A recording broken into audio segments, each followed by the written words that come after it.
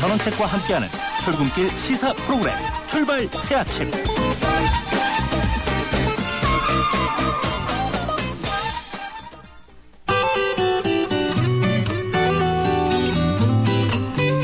출발 새아침 교통정보입니다. 지금 도심도로들을 중심으로 이동량이 꽤 많습니다. 아현 고가도로 철거 공사가 진행되고 있는 신촌로 역시 고가도로를 앞두고 정체가 심한 상태입니다. 창천 삼거리에서부터 굴레방다리까지 쭉 속도를 늦추고 있는데요. 반대쪽 서행 정도로 지나고 있고요. 성산로도 마포구청역에서 연대 앞 삼거리 구간 길게 밀려서 가고 있습니다. 종로는 용두동 4거리에서 동대문역, 종로 3가에서 2가 구간 속도를 줄이고 있고요. 을지로 아직까지는 대체로 무난한 흐름이지만 을지로 3가에서 2가 구간은 짧은 구간 속도를 줄이고 있습니다. 그 밖에 자동차 전용도로 상황을 보면 동부간선도로 도심 쪽으로 여전히 상계교에서 월계 1교, 원릉교에서 성동 분기점까지 밀리고요. 교차하는 북부간선도로가 외곽 쪽으로 원릉 분기점에서부터 구리 시계까지 속도를 줄이고 있습니다. 강변북로 지금 구리 쪽으로 가양대교에서 동작대교 지나는데 역시 차간 거리가 바짝 좁혀져 있고요. 나란히 가고 있는 올림픽대로도 하남 쪽으로 방화대교에서부터 성수대교 지날 때까지는 속도를 줄이시고 있습니다. 지금까지 출발 새아침 교통정보 유보연이었습니다.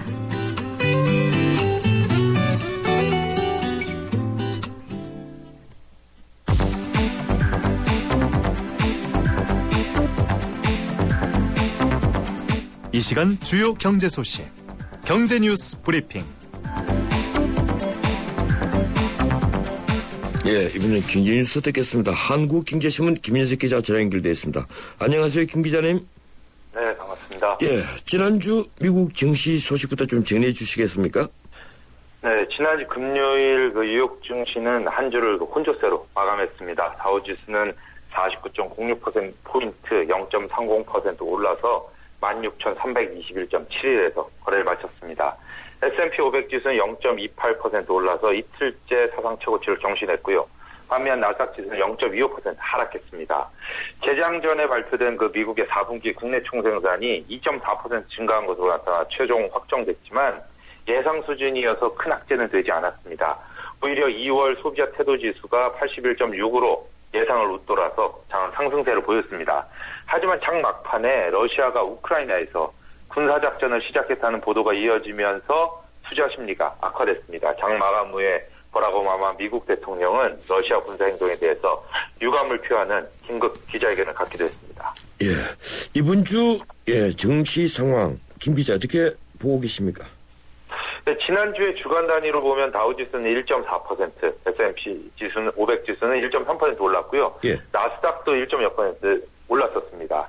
최근 경제지표가 계속해서 부진하게 나왔지만 제넷 옐런 연방준비제도 의장이 추운 날씨가 일시적으로 영향을 끼친 것이라고 이렇게 정리를 해줬기 때문인데요. 이번 주는 중요한 경제지표들이 쏟아져 나옵니다. 오늘 5일에는 연준이 1년에 8번 내놓는 경제동향 보고서, 베이지북이라고 부르는 그게 나오고요. 2월 민간 부분 고용지표도 발표됩니다. 가장 중요한 거는 7일 나올 2월 고용지표인데요. 신규 일자리 창출 개수나 또 실업률 등 동향지표가 호조를 보인다면 뉴욕 증시는 당분간 순풍을 탈 가능성도 있습니다. 이와 함께 우크라이나 사태가 어떤 방향으로 전개되느냐도 뉴욕 증시에 영향을 줄 수 있는 요소로 꼽히고 있습니다. 예, 그렇군요. 이 중국 경기가 가라앉고 있다는 신호가 계속 나오는데 어떻게 보십니까? 네, 지난 1일에 중국 국가통계국이 발표한 2월의 제조업 구매관리자 지수가 전월에 비해서 또 0.3 떨어져서 50.2로 8개월 만에 최저치를 기록했습니다. 오늘 발표될 HSBC 은행의 2월 제조업 PMI도 경기 위축을 의미하는 50 이하로 떨어질 가능성이 높다고 합니다. 예. 전문가들은 중국의 올해 성장률이 지난해 연 7.7%보다 낮은 7.5% 안팎에 그칠 것으로 보고 있습니다. 예, 오늘 중국 최대 정치 행사인 양회가 개막하죠. 뭔가 대책이 나올 것 같은데 어떻게 생각하십니까? 예, 양회는 우리나라 국회에 해당하는 전국 인민대표대회 전인대와 국정자문회의 격인 전국 인민정치협상회의 정협을 말하는데요. 예. 올해 정협이 오늘 개막돼서 10일 폐막되고요. 전인대는 5일날 엽니다. 중국 정부는 이번 양회 기간에 국방비 등 정부 예산을 공개하고요. 또 지방부 정부의 부채 문제, 또 국유기업 민영화 문제, 환경보호 등에 대한 대역 방안도 내놓을 것으로 알려지고 있습니다. 특히 5일에 그 전인대 개막 직후에는 리커창 총리가 그 정부의 업무 보고를 하게 되는데요. 여기서 올해 경제 성장률 전망치, 또 물가 상승률 등 그 고시 목표에 대한 목표치를 제시할 예정입니다.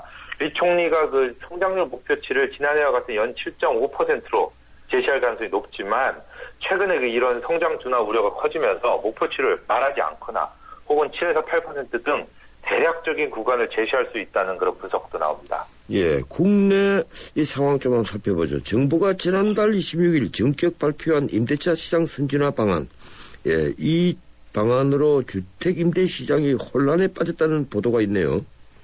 네, 임대시장 선진화 방안이 나온 뒤에 그 전월세 시장이 술렁이고 있다고 합니다. 월세나 반전세를 내놓으려던 집주인들이 전세로 돌리겠다면서 그 임대 물건을 걷어들이는 일 등 그 월세 물건이 줄어들고 있다는 건데요. 이 선진화 방안을 보면 월 세입자에게 최대 월세로 낸 돈의 최대 10%, 즉 한 달치 월세 정도를 세액공제로 돌려주는 게 핵심입니다. 이렇게 세입자가 월세를 돌려받으려면 월세를 자세하게 신고를 해야 됩니다. 이렇게 되면 집주인들은 월세 소득이 고스란히 노출이 돼서 그동안 내지 않았던 그런 세금을 내야 하는데요. 이 때문에 집주인들이 임대사업에 대한 그 매력이 떨어진다면서 사업을 지속할지에 대해서 다시 생각해 보겠다는 사람이 많아진 겁니다. 특히 집주인들 대부분은 부자들이어서 금융소득 종합관세에 걸릴 가능성이 매우 큽니다.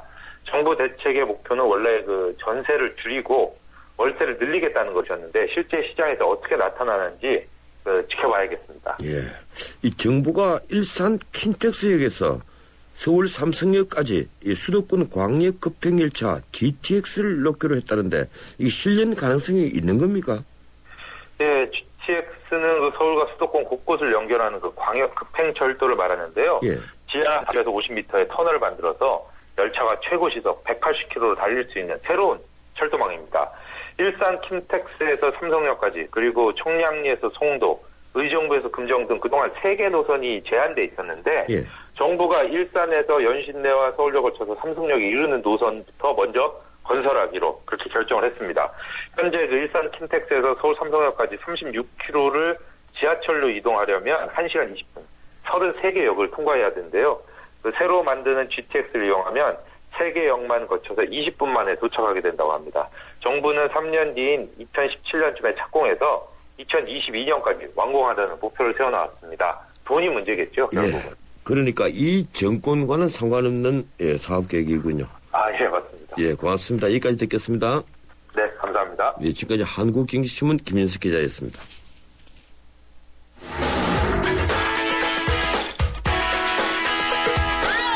안녕하세요. 배우 손창민입니다. 매일 아침 출근길을 밝혀주는 세상살이 길잡이. 여러분은 지금 저와 함께 YTN 라디오 전원책의 출발 새 아침을 듣고 계십니다.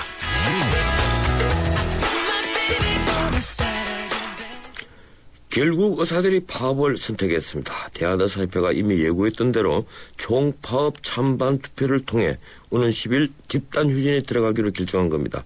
의사들의 집단파업은 지난 2000년 의약분업 사태 이후 14년 만입니다. 이번 결정은 의협은 곧바로 파업을 위한 비대위 구성에 나섰고 오늘 오전에 파업 형태 등 세부 방안을 정하기로 했습니다. 하지만 의사 파업은 국민의 건강을 볼모로 한다는 비판 여론을 감수해야 하는 데다가 이번 결의를 놓고 의료계 안팎에서도 명분이 부족하다는 회의적 시각이 많아서 앞길이 순탄치만은 않아 보입니다. 노한규 대한의협회장에게 직접 들어보겠습니다. 전화 연결되어 있습니다. 안녕하세요, 노 회장님. 네, 안녕하십니까. 예, 오랜만입니다. 네. 예, 그동안 정말 너무 바쁘신 것 같아요. 예. 의협에서 결국 파업을 결정했네요. 오는 10일 네. 그러니까 정확히 일주일 뒤부터 집단휴진에 들어가게 되는 건데 파업 형태와 기한은 어떻게 가닥을 잡고 있습니까? 아, 네. 대단히 죄송하게도 이제 오늘 저희가 10시까지 결정을 하기로 했기 때문에 예. 네, 아직 말씀드리기가 좀 어렵습니다. 지금까지는 뭐 가안만 나와 있는 상황이고 그래서 오늘 최종 결정해서 예. 오늘 10시까지 결정을 해서 오전 중으로 발표하게 할 예정입니다. 예, 임팩트 있게 하시되 이 국민 건강에 좀 차질이 없도록 네, 해주시기를 네. 바라겠습니다. 예, 예, 파업 시 가장 우려되는 게 이제 임산부와 응급 환자 같은 생명과 직결되는 환자들인데 이 부분의 인력은 파업에 가담하지 않는 것으로 봐도 되겠습니까? 네, 그것도 10시, 역시 이제 10시까지 결정을 해서 오전 중에 발표하게 될 텐데, 파업의 초기에는 그 필수 인력은 제외가 될 것입니다. 네. 예, 그렇군요. 이 찬반 투표 결과를 보니까 77%의 높은 찬성표가 나왔더라고요. 네, 그렇습니다. 예, 그렇게 예상하셨습니까? 네, 찬성률은 한 70에서 80% 그 사이가 될 것으로 예상을 했고요. 예.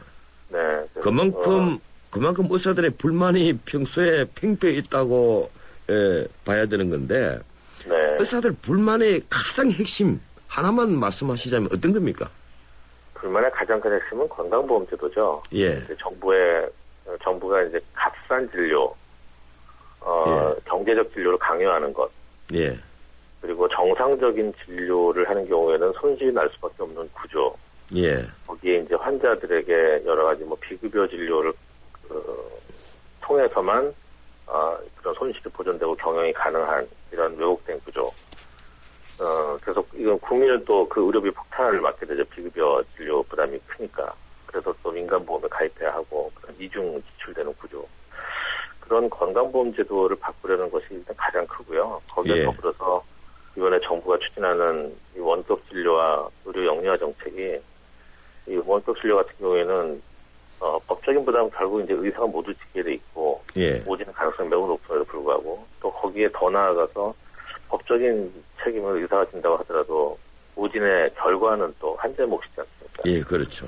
네, 의사가 그것도 감당하기 어렵고 그리고 의료 영리화 정책은 또 의사가 환자의 치료의 목적을 두고 진료를 해야 되는데 투자자에게 수익을 돌려주기 위해서 진료를 해야 하는 또 그런 상황이 벌어지게 됐기 때문에 여러 가지 위기의식이 다 겹친 거죠.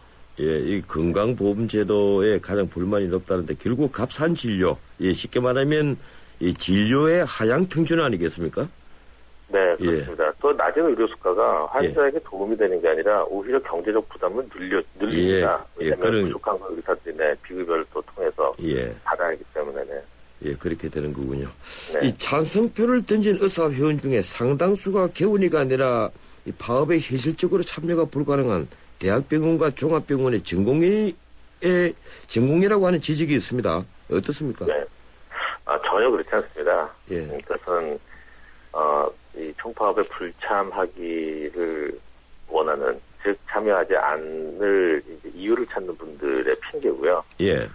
저희가 그동안 뭐 여러 차례 이제 설문조사를 내부적으로 진행을 했었는데 그 개원가의 파업 의지가 더 높죠. 네. 전공의들도 이제 높긴 하지만 전공의들은 또 의료 현실에 대해서 아직 잘 모르는 분들도 계시고 그렇기 때문에 오히려 개원가의 파업 의지가 높습니다. 예, 그게 그런 것 같아요. 이 개원 의들의 어떤 불만을 아직 제대로 국민들이 모르고 있다. 이제 그 말씀을 하신데 그런 것이 이번 파업으로 이제 이어지는 결과를 난 것 같은데 또 이 언론 보도를 보면 16개 시도 의사회가 각기 다른 목소리를 내고 있다. 또 이것이 하나의 변수다. 그래서 이 파업 반대와 중립적인 입장의 지역 의사회들이 더 많게 나타난다. 이런 얘기들입니다. 어떻게 설득하실 생각이십니까? 일단은 엄밀하게 말씀드리면 16개 시도 의사회의 뜻이 다른 것이 아니고요. 16개 시도 의사 회장님들 그 지도부에 따라 뜻이 좀 다르게 비출되는 것이고 회원들의 뜻은 어느 시도를 막론하고 다 똑같다고 생각합니다. 그래서 그동안에 이제 이 회원들의 뜻이 무엇인가를 두고 여러 가지 이견이 있었는데 이번에 투표를 통해서 이제 회원들의 의지가 확인이 되었기 때문에 앞으로는 이제 회원들의 뜻을 받드는 것이 또 이제 지도자들이 할 일이고 그래서 그런 혼란은 이제 종식되고 좀 일치 단결해서 총파업에 매진할 것으로 생각합니다. 예, 어떻든 의사들의 파업은 국민의 건강을 볼모하고 있다. 이제 이게 비판적인 시각에서 늘 하는 얘기입니다. 그래서 명분이 매우 중요한데 이 여론을 앞으로 어떻게 끌고 가실 겁니까? 말씀하신 것처럼 국민 설득이 가장 중요한 부분인데요. 의사가 국민 건강과 생명을 책임져야 되는 의사가 진료를 중단한다는 것이 국민들께서 언뜻 이해하시기 어려울 겁니다.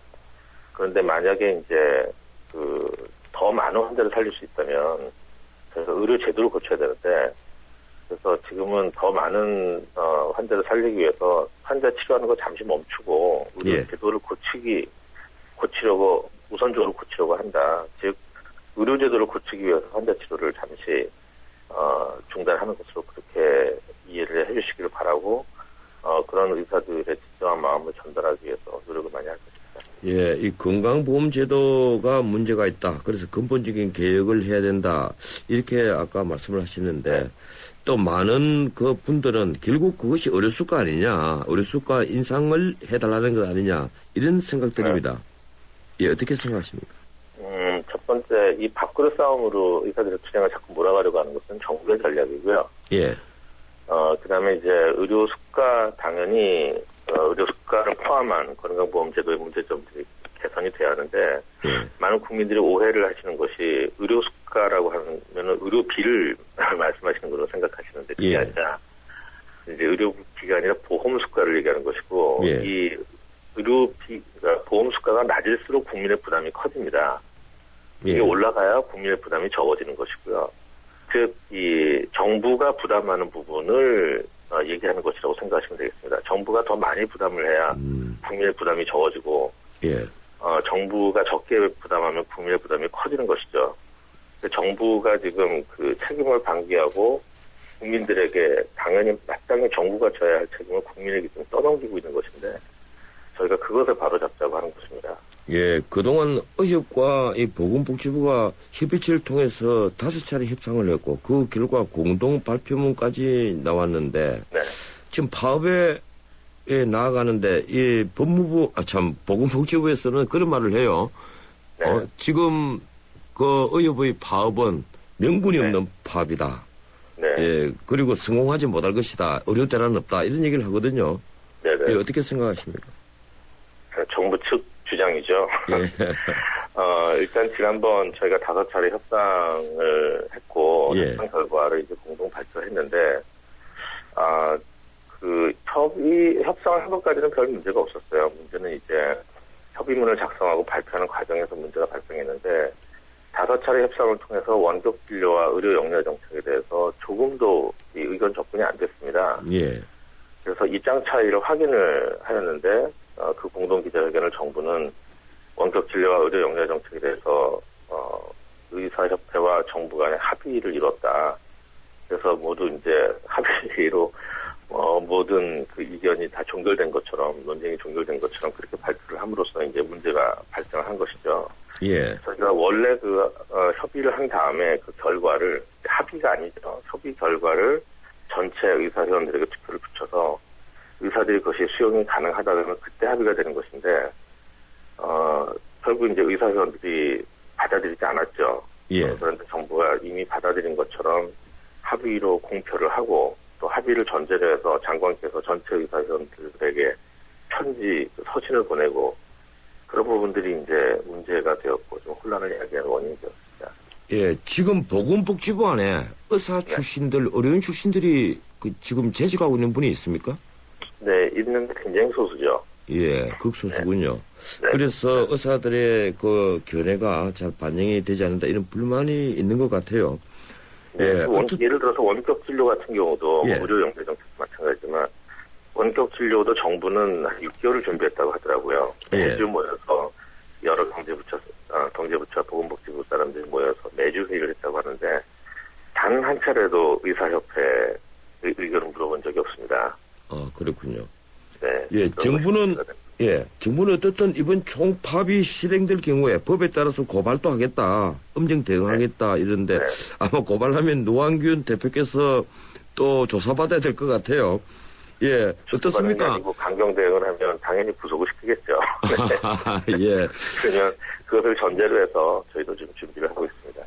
어떻든 정부와 의협이 서로 지금 충돌 일부 직견해서 다시 만나겠다는 얘기들을 하지 않는데, 좀 만날 생각이나 다시 협상을 하겠다, 협상 결과에 따라서 파업 철회를 하겠다, 이런 생각은 가지고 있지 않습니까?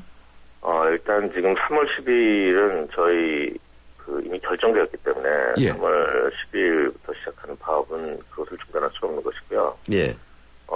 협상은 당연히 해야 하는 것이라고 생각을 합니다. 투쟁을 하는 것도 결국 저희가 투쟁 자체가 목표가 아니라 협상 목표이기 때문에 협상은 당연히 해야 하는데 문제는 이제 정부가 진실성을 가지고 협상에 임하는 것이니까 거기에 이제 이 협상의 성공 여부가 달려있다고 생각합니다. 지난번에도 정부는 사실상 아까 말씀드렸다시피 전혀 합의가 되지 않은 부분을 공동기자회견을 통해서 합의가 되었다고 발표를 할 목적으로 처음부터 그렇게 꾸민 것이 아닌가 그런 생각을 합니다. 그래서 예. 정부가 정말 진정성 있게 이게 지금 국민의 건강과 생명이 달린 문제이기 때문에 의사들의 파업이 그런 것에 달린 게 아니라 정부가 추진하는 원격 진료 그리고 의료 영유아 정책 이런 것들이 국민의 건강과 생명을 크게 위협하는 정책이거든요. 저는 이것을 막으려고 하는 것이고. 예, 알겠습니다. 그래서, 네, 정부가 좀 신중하게 이 부분을 다시 제고했으면 합니다. 예, 아까 모두에 제가 말씀드렸지만 뭐 임팩트 있게 하시되 국민 건강을 좀 지켜줘 주시기 바랍니다. 고맙습니다. 네, 감사합니다. 고맙습니다. 예, 여기까지 듣겠습니다. 노한규 대한의협 회장의 인터뷰였습니다. 3부 순서 여기서 마치고요. 잠시 뒤 4부 이어갑니다. 300만 경제 수도 인천의 시대가 열립니다. 세계적인 국제도시 홍콩, 싱가포르, 제네바와 어깨를 겨루겠습니다. 2014년 9월 19일 45억 아시아인의 나눔과 화합의 대축전 인천 아시안게임이 펼쳐집니다. 45개국 아시아인의 꿈과 감동의 제전 아시아의 새로운 미래가 열립니다. 2014 인천 아시안게임과 장애인 아시안게임을 나눔과 배려, 공감이 있는 아시아인의 축제로 모두가 행복한 인천, 시민과 함께 만들겠습니다. 전국적으로 조류 인플루엔자가 번지고 있습니다. 닭과 오리 등을 통해 직접 전염되기도 하지만 사람을 통해서 또 운반 차량을 통해서 전염이 되기도 하는데요. 가급적 농장 출입을 자제해 주시고 출입을 할 때는 반드시 소독을 철저히 해주시기 바랍니다. 닭과 오리들이 갑자기 사료를 적게 먹거나 졸음 증상 혹은 폐사를 보일 경우에는 경기도나 일선시군 가축방역기관으로 신고해 주세요. 방역을 위해 출입 차단과 이동 제한 등의 불편이 있겠지만 추가 확산을 막기 위한 것이니 적극 협조해 주시기 바랍니다. 지금까지 세계 속의 경기도에서 알려드렸습니다.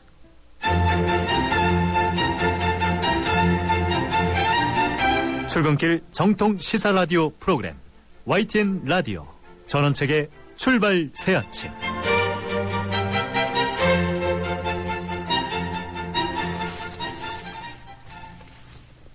예, 전원책의 출발 새 아침 4부 순서 시작하겠습니다. 매주 월요일 마련하는 정치 포커스 시간입니다. 한 주간의 정치 상황을 살펴보는 시간이죠. 이 시간 함께하는 두 분입니다. 위즈든 센터 황태순 수석인 고위원, 정치평론가 박상병 박사. 두 분 어서 오십시오. 안녕하세요. 네, 안녕하십니까. 예, 어제 이 정치의 큰 사건들이 연달아 있었네요. 먼저 새누리당에 드디어 정몽준 의원이 서울시장 출마 선언을 했죠. 어떻게 보셨습니까, 황 의원님? 어제 보니까 정몽준 의원 아침 보니까 중계방송 되는 걸 좀 봤어요. 예. 정몽준 의원이 여유가 많이 생겼더군요. 어제 그 남산공원 백범 동상 앞에서 했죠. 백범 동상 앞에. 바람이 불고 하니까 아유 오늘 저 미세먼지는 없어지는데 바람이 불어서요. 어디 뭐 그러고 또 보니까 박수 소리가 한쪽에서만 나니까 아 이쪽엔 박수 소리 나는데 이쪽에서 왜 박수 소리가 안 납니까 하면 그 여유를 좀 보이던데 사실 정몽준 의원 마음은 좀 복잡했을 거예요. 사실은 본인으로서 7선 의원으로서 또 유력한 대선 주자로서 서울시장 출마 결심한 후 쉽지 않습니다. 그런데 마침 어제 오전에 안철수, 김한길 두 분의 신당 창당 그 뉴스가 확 도배를 해버리는 바람에 처음 이 정몽준 의원의 서울시장 출마 선언이 좀 묻혔죠. 뭐 그래도 어쨌든 그 새누리당 같은 경우는 정몽준, 김황식, 이혜훈 그 중에서 이혜훈 다음에 정몽준 두 분이 이제 출마 선언을 하게 된 것이고 아마 3월 14일 김황식 전 총리 들어오셔갖고 출마 선언하면 일단 구도가 확정이 된다. 뭐 그런 측면에서 뭐 의미가 있다. 좀 그렇게 보고 있습니다. 네, 저도 정몽준 의원이 어제 출마 선언하는 날, 야권 재구성에 대해 큰 그림이 나오는 바람에 좀 묻히기는 했습니다만은, 그러나 이제 선거 구도가 1대1로 되리라고 하는 것은 아마 정몽준 의원도 예상은 했겠죠. 뭐 저희들도 방송에서 수없이 그럴 가능성을 얘기를 했기 때문에 정몽준 의원도 알았는데, 다만 어제 이제 나오는 그 메시지 자체가 나름대로 준비를 했습니다만은 좀 언론의 스포트라이트를 받지 못한 것은 좀 아쉬운 측면이 있습니다. 그러나 더 중요한 거는 이제 김황식 전 총리가 사실상 출마를 굳혔다는 얘기가 지금 나오고 있지 않습니까? 예. 그럴 경우에는 당내 경선이 상당 부분 또 흥행을 불러일으킬 수 있는 요소가 많습니다. 그런 것들을 통해서 좀 더 분명한 서울시의 비전을 제시해서 당내 흥행을 일으켜서 시너지 효과를 만들어내면은 다소 좀 분위기가 좀 꺼져가는 분위기를 되살릴 수도 있고 또 더 좋은 것은 정몽준 의원 같은 경우는 그래도 당내에서는 유력한 대선 주자로 아직은 자리매김하고 있기 때문에 그런 점을 좀 10분 발휘할 경우에는 의외로 좋은 결과를 좀 넣을 수도 있다고 봅니다. 아무튼 앞으로 이제 당내에서 좀 최대한의 국민의 관심을 끌어내고 정몽준 의원이 좀 파괴력 있는 모습을 보여주는 좀 그런 과제가 좀 절실한 상황이 아니겠느냐 이렇게 보고 있습니다. 예, 어떤 이번 지방선거 관전 포인트라면 이제 서울시장 선거고 그 중에서도 또 여당에서 뭐 민주당은 박원순 후보로 사실상 결정이 되어 있으니까요. 민주당과는 달리 이제 새누리당에서 그 박원순 대 누구 대항마를 누가 낼 것이냐. 솔직히 말씀드리면 이 정몽준 의원과 지금 김황식 전 총리의 빅 매치라고 하지 않습니까? 네. 물론 이혼이 되면 더 섭섭하겠지만 이 빅매치에서 누가 되느냐 여기에 이제 흥미가 고조될 것이고 또 혹시 압니까? 이 다윗이 골리앗을 이긴다고 이혜원 의원이 또 이 역전승을 거둘 수도 있는 거니까 그게 이제 재미가 있는데 그럼 그대로는 가겠죠. 앞서 우리 전 변호사님 말씀하신 대로 2강 1약 그만큼 구도는 사실 부정할 수 없는 사실이고요. 사실 보면 어제 김한길, 안철수 두 분의 어떻게 보면 야권 이른바 단일 대오 형성 때문에 사실상 반사 이익을 본 쪽은 정몽준 의원이에요. 무슨 말씀이에요? 당내 경선에 국한돼서 말씀드리는 겁니다. 경선이 없으면 또. 아니, 그러니까 그런 경우 일단 지금까지 새누리당 입장에서는 야당이 계속 분열된 상태로 간다는 전제하에 이른바 박심 논란이 있을 수 있었던 거예요. 예, 그랬죠. 그러니까 어차피 박원순 후보, 박원순 시장이 나올 것이고 안철수 당 쪽에서 누군가 나올 것이다. 그런 상태라면은 야권이 분열됐으니 좀 쉬운 것 아니겠는가. 그렇다면은 박심이 움직이면서 조금 우리 쪽, 이른바 친박 쪽에 좀 편한 그런 후보로 이른바 흔히 얘기해서 당심 50, 민심 50인데 당심 쪽에서 조금 이렇게 좀 작업을 할 수 있지 않습니까? 근데 이렇게 되니까 이제 새로운 제3지대 정당이 뜨고 단일 후보 박원순 후보가 사실상 단일화된 거란 말이에요. 그러다 보니까 여권도 바싹 긴장하는 분위기니까 오히려 지금 여론 지지에서 보면 이른바 적합도라고 그러죠. 후보 적합도에서 거의 한 2배가량 김황식 전 총리를 앞서고 있는 정몽준 의원 입장에서는 박심이 작동할 수 있는 부분을 갖다가 좀 막을 수 있는 그런 환경이 조성됐다는 측면에서 반사익도 없지 않아 있습니다. 네, 그렇게 보시군요. 그런 점도 있습니다. 사실 지금 시점에서 야권이 재우승을 하고 있다. 재편되고 있다라고 하는 분위기는 새누리당은 혹평을 하고는 있습니다만 내심 긴장할 수밖에 없지 않습니까? 저 당에서 앞으로 어떤 일을 해나갈지. 자, 그런 것들이 반사적으로 새누리당 안에서는 여전히 서울시장 후보와 관련해서 박심 논란이 있고 친박계 주도 가버리면은 이거는 정말 더 어려운 상황이죠. 그런 면에서는 아마 이전보다는 훨씬 더 몸조심할 겁니다. 그 몸조심의 효과가 상대적으로 정몽준 의원한테도 유리하다는 이런 말씀이신데 그렇죠. 그런 점이 있습니다만은 사실 더 중요한 것은 정몽준 의원이 저는 어제 출마할 때 대선 얘기를 안 하는 것이 좋을 뻔했어요. 대선 얘기를 하더라고요. 예. 아니 기자들이 전부 다 그렇다고 하지 않습니까? 그래도 그 정도는 저희들이 방송에서 몇 번 얘기를 했는데도 이 방송을 들었으면 정몽준 의원이 고민했을 텐데 왜냐하면 정몽준 의원이 갖고 있는 파괴력은 대선 주자라는 겁니다. 전체적으로 여권 안에서 가장 강력한. 저도 어제 그 점을 생각을 했는데. 그러니까 그 정도 되면은 적어도 이 방송을 들었으면 그 얘기는 왜냐하면 지금 저는 서울시장 문제와 관한 쟁점이 이제 대선은 묻지도 마시라. 대선은 너무 멀리 있다 하고 넘어가야 될 텐데 서울시장 되면 인비를 채우겠다.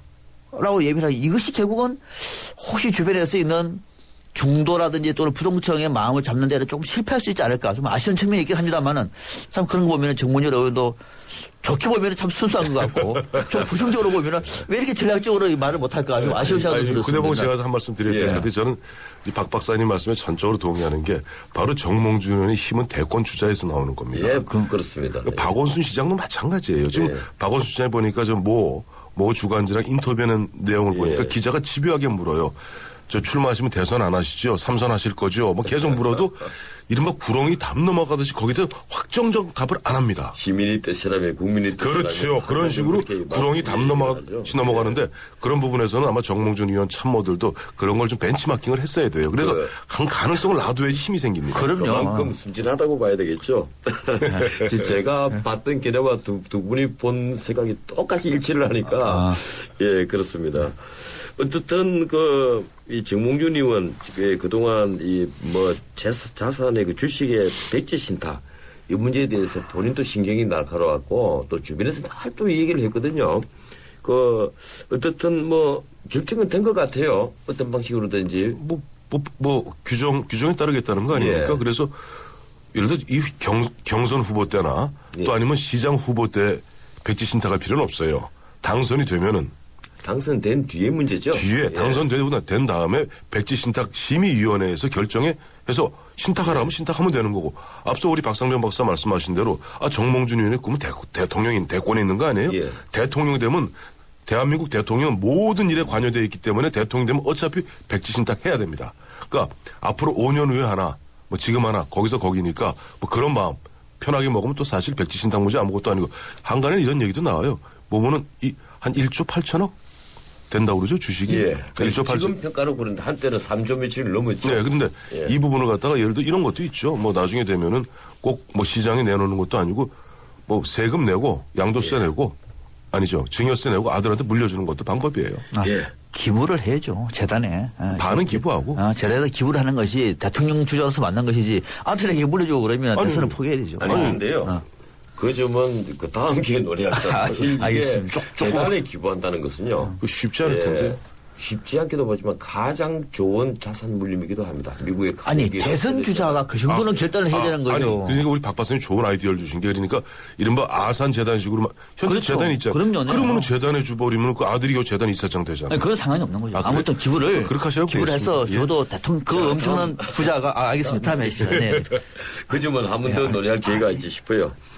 예, 어쨌든 어제 민주당 김한길 대표와 새정치연합의 안철수 중앙운영위원장이라고 해야 됩니까? 예, 이 두 분이 신당을 창당해서 통합하겠다 이렇게 전격적으로 밝혔습니다. 창당 배경에 대해서 우선 이렇게 짧게 한번 짚고 넘어갑시다. 도대체 양쪽의 이해타산이 맞았는데 그 이해타산이 무엇인지 먼저 황 의원님. 이해타산이요. 우선 큰 외부적 환경과 내부적 환경이 있습니다. 그러니까 외부적 환경은 보면 아무래도 민주당과 야권 중심으로 해서 야권이 분열된 상태에서 육사지방선거 필패일 수밖에 없으니까 힘을 하나로 모아라. 연대가 됐든 뭐가 됐든 어떤 것이든 하라는 이야기가 있었는데 그런 이른바 후보 단일화 야권 연대 차원을 뛰어넘어서 통합으로 가게 된 데는 결국 두 가지가 겹쳤던 것 같아요. 안철수 의원 입장에서는 사실은 보면 평생 처음으로 신당 창당해보지 않습니까? 예. 창당해보니까 속이 새까맣게 탈 거예요. 사람은 모이지 않죠. 돈은 마구 들어가죠. 거기다 마구락을 떠들죠. 말씀에 어폐가 있습니다. 평생 처음으로 신당 창당을 한다고 하니까 사실 우리나라의 김대중 대통령 빼놓으면 신당 창당을 그렇게 많이 한 분이 YS도 한 두 분 했네요. 아니 근데 창당한테 참여한 사람들은 많아요. 혼자. 근데 어쨌든 신당 창당 처음 해보잖아요. 그러니까 옆에 본인이 주도를 했던 뭐였던. 근데 어쨌든 최근에 그런 얘기했죠. 제가 속이 새까맣게 타서 쿠키를 먹어도 새까만 쿠키만 먹습니다. 그게 안철수 의원의 속내예요. 예. 두 번째, 지금 김한길 대표 같은 경우는 최근에 당내에서 엄청난 이른바 비주류들에 의해서 비당권파들에 의해서 몰리고 있었습니다. 보면 3월에 저 원내대표 경선에서 전병원 원내대표 갈아치우자. 그다음에 문재인 의원 조기 등판시키자. 이러는 마당에 서로 절박한 그런 환경하에서 앞서 말씀하신 이해관계가 딱 맞아떨어져 통합이라는 전격적거든 승부수, 경우에 따른 도박수를 던졌다. 저는 그렇게 보고 있습니다. 박상현 박사님. 야당 진영에서는 다음 총선을 앞두고 야권의 재구성, 과거에 나왔던 이른바 빅텐트론이 이미 기정사실화 됐었죠. 중요한 것은 민주당이 어떤 모습으로 빅텐트 또는 야권 재구성에 나설 것인가, 누가 주도권을 쓸 것인가 등등의 문제가 있었기 때문에 내년 말 정도에는 야권 재구성은 불가피했습니다. 내년 말. 내후년 선거가 있으니까. 근데 내년 말 야권 재구성이 올해 지방선거 이전으로 1년 반 정도 시간이 앞당겨지지 않았습니까? 그럼 왜 앞당겨졌느냐를 문제를 따져보는 거죠. 제가 볼 때 세 가지 이유가 있습니다. 안철수 의원은 현실 정치의 벽 앞에서 김한길 대표는 벼랑 끝에서 돌파구를 모색을 한 겁니다. 그 돌파구의 공동분모를 잡은 것이고 만약에 그렇지 않고 이대로 나갔을 경우에는 새누리당한테 어부지리로 압승을 줬을 경우에는 김한길 대표는 물러나야 되고 아마 안철수 위원장 같은 경우에는 대선 주자로서 야권 분열의 책임에서 자유롭지가 않습니다. 이걸 한꺼번에 타개할 수 있는 방법으로 지방선거 전에 야권 재구성에 승부수를 던진 것이다. 이렇게 볼 수 있습니다. 예. 예, 한 당씩 좀 짚어봐야 되는데 시간이 별로 없을 것 같고, 예, 어떻든 그 안철수 신당이 그동안에 재정치하겠다. 예, 이 얘기를 쭉 해왔거든요. 그러면서 윤희준 의장 같은 분은 이 야권 연대니 뭐 그 후보 단일화 한 얘기하지 마라. 우리 새정치 한다는데 그는 구태정치 얘기를 자꾸 왜 하느냐. 심지어 바로 얼마 전까지만 하더라도 그 일부 위원장들은 우리 테이블 위에 연대는 없다. 민주당과 함께 할 당이 아니다. 이래서 민주당도 아주 강하게 비판을 많이 했어요. 새누리당도 물론 비판을 했지만 그만큼 자신들은 새 정치를 하고 나머지 두 당은 구태 정치를 한다. 구태 정치를 하는 기득권 정당이다. 이렇게 말해왔거든요. 그런데 갑자기 통합을 해버렸으니까 이것이 새 정치냐 하는 이제 또 많은 비판들이 나오고 있습니다. 어떻게 보십니까, 황 의원님? 이제 새 정치는 이제 없다는 거죠. 결론적으로 말씀드리면 새 정치는 없다는 거고, 글쎄 뭐 안철수 의원 앞서 말씀하신 대로 보면 지난 1월 21일 제주도에서 창당 선언하면서 당시 윤여준 의장 그런 얘기 했잖아요. 보면 뭐 피가 튀게 뭐 끝까지 가겠다. 보면 뭐 안철수 의원도 보면은 끝까지 가겠다 했는데 그런 면에서 갑자기 어제 보니까 이야기는 기초 공천을 갖다 지키는 것이 새 정치, 약속의 정치가 새 정치다. 물론 약속의 정치는 새 정치를 구성하는 요인 중에 하나이긴 합니다만은 그것이 과연 보면은 나머지 어떤 가치를 갖다가 또 그동안 사람들 창당 발기인 대회까지도 수차례 걸쳐서 하고 얼마 전에 바로 광주 전남에서 하지 않았어요? 차라리 솔직하게 얘기해서 지지율이 왕창 떨어지고 지금 보면은 앞서 우리 박상면 박사 말씀하신 대로 현실의 벽이 너무 두터우니까 그냥 갔다고 얘기하는 게 좋을 텐데 자기가 또 정치인이 그렇게 얘기하겠습니까? 얘기하는 상태에서 이미 안철수의 상식은 없다. 저 그렇게 봅니다. 예, 박상면 박사님이 제가 여러 개 바꿔서 좀 여쭤보겠습니다. 네. 예, 안철수 신당에 대해서 많은 국민들이 호감을 갖고 있었거든요. 그런데 사람들이 모이지 않았어요. 예, 그리고 뭐 돈도 없다는 얘기도 들려오고 핵심은 사람이겠죠. 예, 그 사람이 몰려오지 않은 것이 결국 이렇게 민주당과 타협을 하게 되는 그리고 기초선거 공천 폐지라는 것을 명분으로 내걸면서 이 통합으로 나가는 그런 결단을 내리게 된 것이 아니냐 이런 이제 시각이 많습니다. 어떻게 생각하십니까? 저는 그 기초 단위의 정당 공천을 하지 않겠다라는 것은 명분이 아니고요. 저는 본질이라고 봅니다. 아, 그렇게 보십니까? 예, 안철수 의제에서는 본질입니다. 예. 왜냐하면 지금까지 항상 얘기했던 것이 기득권 정치가 안 되는 이유는 말만 앞세운다. 매번 제대로 실행을 한 적이 없다. 그래서 이거는 여야가 서로 적대적인 공생관계를 이룬다고 말을 해왔기 때문에 약속을 지키는 정치를 안철수는 오래전부터 강조를 해왔고 기초선거는 그 자신의 정당 공천이 옳고 그름을 넘어서서 약속이라는 측면에서 먼저 승부수를 던진 것이고 이건 저는 본질이라고 봅니다. 예. 그러나 개화적 명분이 됐다는 측면이 있더라도 본질이고 사람이 없다는 얘기는 맞는 것 같아요. 그런데 따지고 보면은 이번 지방선거에서 사람이 없을 수밖에 없죠. 그렇죠. 예, 국회의원 선거도 아닌데. 국회의원 선거는 한 300명 정도 사람을 모을 수가 있습니다만은 이후 광역단체장이 지금 현역 광역단체장에서 새누리당, 민주당 다 차지하고 있는데 이 많은 인물을 만드는 얘기가 많지가 않거든요. 그런 측면에서 보면은 사람이 부족했던 측면도 아마 안철수 의원이 현실적인 고민을 한 것으로 보는 것이 저도 맞다고 봅니다. 예. 지금 이제 통합을 선언을 하고 나서 당장 나오는 얘기가 이겁니다. 어제 아침에 비로소 김한길 대표가 최고위원회의에서 그 통합을 얘기를 했고 이 새정치연합도 몇몇 측근위원만 알고 있다가 뭐 측근위원이라기보다 측근위원은 송호창 의원 하나밖에 없으니까 알고 있다가 이 공동위원장들 많은 분들이 아마 경론이 나왔던 모양이에요. 윤여준 의장부터 굉장히 반발했다는 거 아니에요? 김성식 위원장 그리고 윤여준 위원장 이런 분들 아주 반발했다는 거거든요. 그렇죠. 그래서 앞으로 이거 어떻게 될 것 같아요? 무난히 통합이 될 것 같습니까? 우선 민주당 그리고 민주당은 잘 될 것 같습니까? 아니 민주당 입장에서는 지금 93일 이제 선거 남았습니다만 사실 뭐 친노의 속내들은 편치는 않을 거예요. 그러나 선거 앞두고 아마 별도의 어떤 다른 액션을 보이지는 않을 겁니다. 그러니까 어제 당장 문재인 의원도 보면은 어떤 뭐 기초공천 폐지하기로 한 거 잘했다. 그다음에 하나로 힘을 모으기로 한 거 그냥 환영할 만한 일이다 얘기하지 않습니까? 그리고 그 이후에 당권 싸움은 그 이후에도 늦지 않으니까. 근데 탈당 러시가 벌어지지 않겠어요? 우선 무공천을 했으니까. 아, 그 밑에? 예. 그 탈당 러시가 아니라. 아래 위가 다 그렇죠. 아, 위에 의원들은 뭐 변동이 없이 다. 그 탈당은 사실 탈당은 아니라고 봐야 되죠. 어쩔 수 없이 탈당하는 거니까. 아니, 그건 법적으로 하는 거니까. 공천을 그렇죠. 법적이죠. 그러니까 공천 안 하겠다 그러면 탈당할 수밖에 없는 거니까. 근데 그렇게 됐으니 그런 것들이 선거, 육사지방선거 또 성적표에 따라서는 하나의 서로 큰 노선 싸움에 또 하나 빌미가 될 수 있는 것만은 사실인데 당장 큰 문제가 없을 것 같아요. 그 안철수 신당은 이번에 창당을 완료하지 않고 현 상태에서 신당으로 개별적으로 들어가는 걸로 되어 있는데. 청준이에서는. 예. 우리 박상영 박사님께서 우리 안철수 신당 좀 더 잘 아실 것 같은데 어떻습니까? 지금 공동위원장 하시는 분들이 전부 다 합류할까요? 이미 김성희 위원장은 뭐 이탈할 것 같아요. 예. 확실하게 이탈될 것 같고 윤여준 의장도 고민하겠습니다만은 뭐 합류한다고 하더라도 상당히 돈이 빠지겠죠. 제가 볼 때는 한두 명 정도 이탈한다고 봅니다. 예. 이탈하더라도 전체적으로 안철수 의원 쪽에서는 잃어버리는 게 없죠. 왜냐하면 안철수 의원이 갖고자 하는 궁극적인 목적은 지방선거가 아니라 다음에 대통령 선거입니다. 예. 본인도 정권 교체를 하지 않고서는 새 정치에 꽃을 피울 수 없다는 사실을 확신을 갖고 있는 거예요. 예.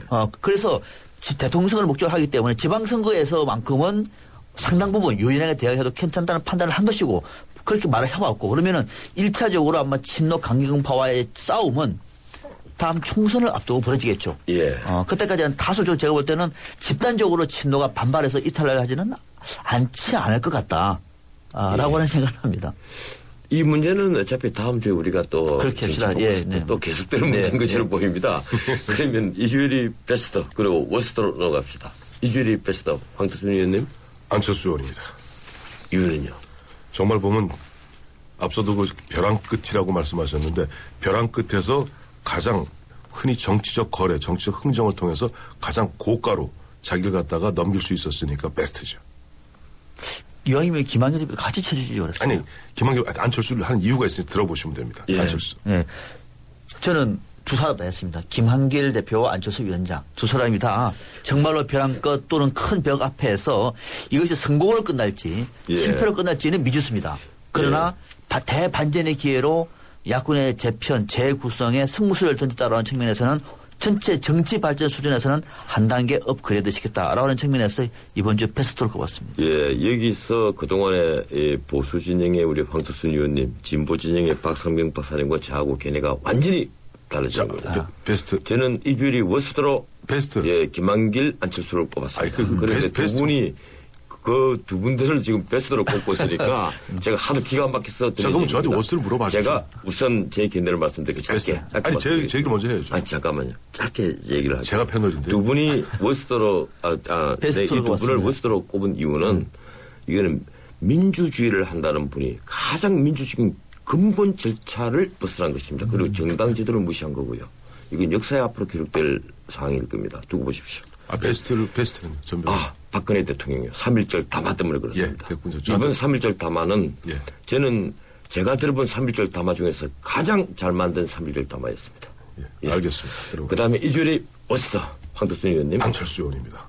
그것도 왜 그렇습니까? 아니, 앞서 말씀드렸던 그 말씀 잘 들으셔야죠. 안철수 의원이 자기가 가장 절박한 순간에 그러니까 이른바 우리가 흔히 비즈니스 차원에서 잘 넘긴 측면에서 베스트라고 말씀드렸던 거고 워스트라는 측면은 정치한다는 사람으로서 아니 자기들 그동안 이른바 신당 만들겠다고 발기인대하고 그렇게 새 정치를 갖다 기치를 내걸고 갖다 후닥닥 넘기고 그 사람들 다 하늘에 공중에 붕 뜨지 않았습니까? 조그마한 약속도 못 지키는 사람이 무슨 큰 약속을 얘기합니까? 그런 측면에서 워스트입니다. 근데 그건 반칙입니다. 베스트도 안철수, 워스트도 안철수 하는 것은 반칙이죠. 반칙 아니죠.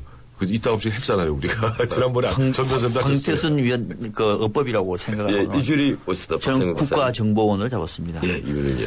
지금 서울시 간첩단 사건과 관련해서 공문서 위조 등등 또 이번에는 문서 내용을 끝까지 맞다고 국정원이 주장한 걸 넘어서 가지고 도장도 위조됐다는 의혹이 나왔고요.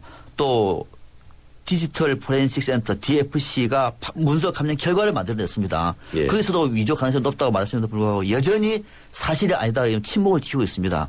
정말로 이런 모습은 국정원이 지금 신뢰를 더해야 할 시점에서 오히려 마이너스. 정말 이런 모습은 안 된다. 국정원을 이런 측면에서 이번에 마이너스 워스트를 꼽았습니다. 예. 그리고 저는 안 여쭤보겠습니다. 아까 하셨기 때문에. 예, 저희가 이렇게 시각이 조금씩 다르지만 한편 어떻든 우리 정치를 한다는 이유가 국민들을 편안하게 하기 위해서 하는 것 아니겠습니까? 또 그리고 앞으로 미래 세대를 위해서 이 정치를 하는 것인데 과연 우리 정치인들이 이런 이합집산 정략적 통합들 그리고 해산들 우리 참 다 100년 간다는 정당들이 100년은 고사하고 10년을 가는 정당이 없으니까 기가 막혀서 제가 드리는 얘기고요. 예. 다음 주에 다시 우리 토요일을 계속하기로 하죠. 월요일 정치포커스 시사평론가 박상병 박사, 의지됨센터 황태순 수석연구위원 두 분 수고 많으셨습니다. 고맙습니다. 예, 감사합니다. 네, 고맙습니다. 해나루 하나면 돼. 식탁 가득 행복해. 좋아 해나루. 살진 해나루 쌀에 감자 사과도 있어. 당진 해나루. 우리 집 건강 지킴이 행복 지킴이 당진 해나루. 당신을 위한 참 좋은 먹거리 당진 해나루. 세상에서 널리 알려진 명사들, 이 명사들을 이란 명성만큼 추악한 법입니다. 인간에게는 누구나 감추고 싶은 것들이 있죠.